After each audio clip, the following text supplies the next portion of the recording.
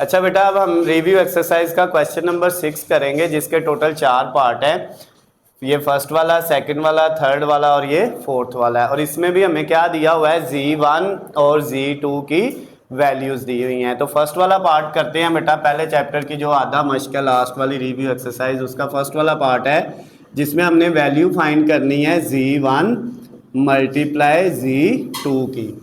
Okay हो गया। अब इसमें बेटा सबसे पहले हमने क्या करना है, Z1 की वैल्यू को लिखना है। Z1 की वैल्यू कितनी है, 5 + 4 आयोटा मल्टीप्लाई किसकी वैल्यू को लिखना है, Z2 की, जो क्या है 3 + 2 आयोटा। अब हमने इनको क्या कर देना है, मल्टीप्लाई करना है। तो मल्टीप्लाई के लिए पहले ये 5 इन दोनों से होगा, 5 3 से हुआ तो कितना आ गया बेटा, 15 आ गया। फिर 5 को 2 आयोटा से किया तो कितना आ गया, 10 आयोटा आ गया। क्लियर होगी बात। अब ये 4 आयोटा जो प्लस का है, इसको पहले 3 से करेंगे तो 12 आयोटा हो जाएगा, और 4 आयोटा को 2 आयोटा से करेंगे तो 8 आयोटा का स्क्वायर हो जाएगा। क्लियर होगी बात। अब नेक्स्ट स्टेप में बेटा ये 15 ऐसे ही 10 आयोटा प्लस 12 आयोटा और प्लस 8 और आयोटा स्क्वायर की जगह क्या आ गया, -1। अब 15 प्लस ये दोनों आयोटा वाली रकमें हैं,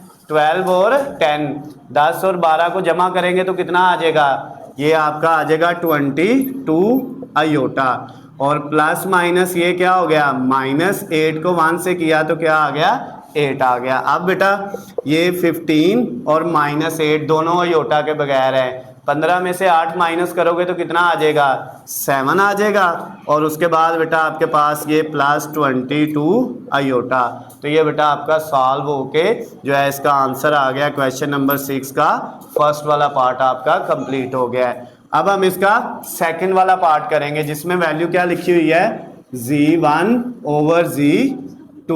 क्या वैल्यू है बेटा, Z1/Z2। तो अब हमने पहले ऊपर किसकी वैल्यू लिखनी है, Z1 की जो है 5 + 4 आयोटा डिवाइडेड बाय Z2 की वैल्यू 3 + 2 आयोटा। अब नेक्स्ट स्टेप में बेटा क्या होगा, ये 5 + 4 आयोटा डिवाइडेड बाय 3 + 2 आयोटा। नीचे बटे के आयोटा आ गया तो रैशनलाइजेशन करेंगे, नीचे वाली रकम का साइन चेंज करके मल्टीप्लाई और डिवाइड करेंगे। तो ये 3 - 2 आयोटा से मल्टीप्लाई और 3 - 2 आयोटा से डिवाइड। अब बेटा ऊपर वाली रकम ऊपर वाले से मल्टीप्लाई होगी और नीचे वाली नीचे वाले से। 5 को 3 से किया कितना आ गया, 15। फिर 5 किससे हुआ, -2 से, तो -10 आयोटा। फिर 4 आयोटा को 3 से किया तो 12 आयोटा, और फिर 4 को -2 से करेंगे तो -8 आयोटा का स्क्वायर। ये आयोटा आयोटा से होके आयोटा का स्क्वायर। नीचे कौन सा फार्मूला लगना है, एक रकम है 3 + 2 आयोटा और एक है 3 - 2 आयोटा। रकमें दोनों सेम है, एक प्लस की है और एक माइनस की। तो क्या करेंगे, दोनों रकमों का स्क्वायर, दरमियान में क्या आ जाएगा, माइनस आ जाएगा। ओके हो गया। अब बेटा नेक्स्ट स्टेप में क्या होगा, ऊपर 15, ये 12 आयोटा में से 10 आयोटा माइनस किए तो प्लस का 2 आयोटा आ गया, और -8 आयोटा स्क्वायर की जगह क्या आ गया, माइनस का 1। नीचे 3 का स्क्वायर 9 - 2 का स्क्वायर 4 और 7 क्या है, आयोटा। आयोटा का स्क्वायर इधर लिखने की बजाय उसकी वैल्यू लिख दें, जो क्या आती है, -1। अब बेटा नेक्स्ट स्टेप में क्या होगा, हमारे पास ये 15 ऐसे ही, +2 आयोटा भी ऐसे ही, ये plus minus sorry minus minus क्या हो जाएगा, +8 को 1 से करेंगे 8 आ जाएगा। नीचे ये भी माइनस माइनस प्लस हो जाएगा, 9 में 4 ऐड करेंगे तो कितना हो जाएगा, 13।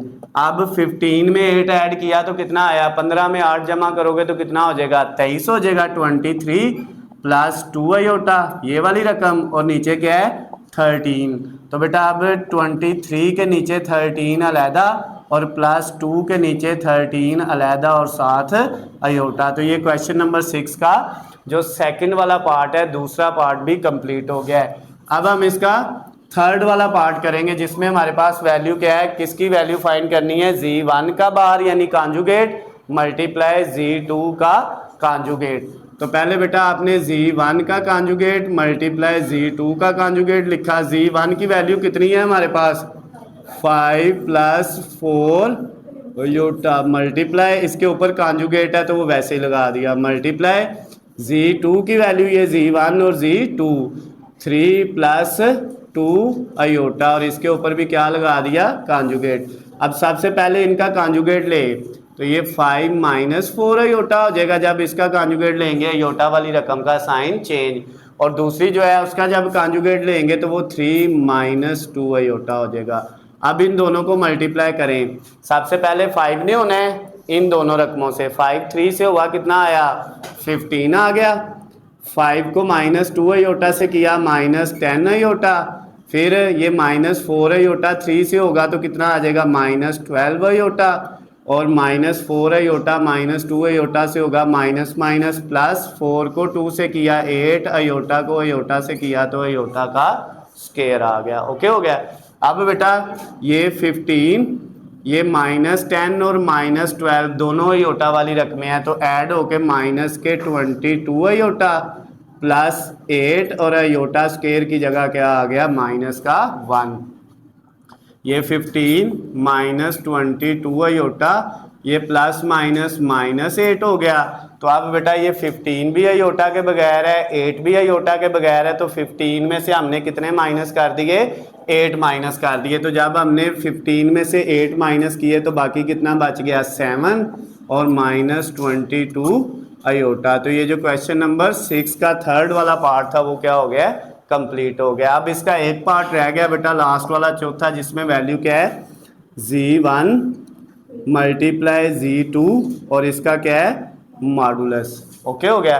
तो सबसे पहले हमें क्या करना है, मॉडुलस लेने से पहले हम z1 और z2 को क्या करेंगे, मल्टीप्लाई करेंगे। तो यहाँ पे बेटा हमने पहले लिखा z1 की वैल्यू को वो है 5 प्लस 4 अयोटा, मल्टीप्लाई z2 की वैल्यू है 3 प्लस 2 अयोटा। तो अब इन दोनों को बेटा मल्टीप्लाई करें, क्या आएगा, 5 3 से होगा तो कितना आ जाएगा, 15।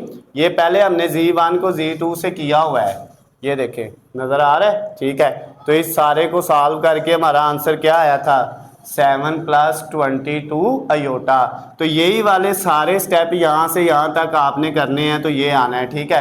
तो आप आगे जो है इसको यहाँ पे डायरेक्ट भी लिख सकते हैं, लेकिन जब आपको टेस्ट में ये वाला सवाल आएगा या पेपर में तो आपने सारे स्टेप दोबारा करने हैं। लेकिन यहाँ पे हम डायरेक्ट ये इन दोनों को मल्टीप्लाई करके क्या आ रहा था, 7 प्लस 22 अयोटा। समझ आ गई बात, क्योंकि इनको हल करके यही आना है। तो जो स्टेप हमने अंदर छोड़े हैं उनको आपने आगे कर लेना है। ये डॉटेड का मतलब है कि इनके बाद ये वाले स्टेप होने हैं, ठीक है, वो आपने करने हैं।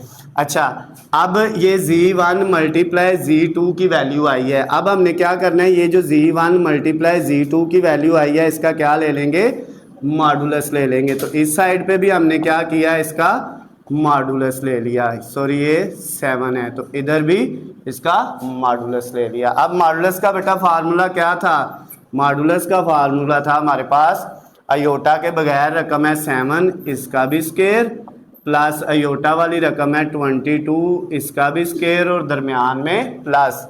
अब कैलकुलेटर पकड़े और 7 का स्क्वायर, ये तो सिंपल है 49 होता है, पता है सबको, प्लस 22 का स्क्वायर लें तो कितना आता है, कितना आया बेटा, 484, और इस सारे के ऊपर क्या है, स्क्वायर रूट।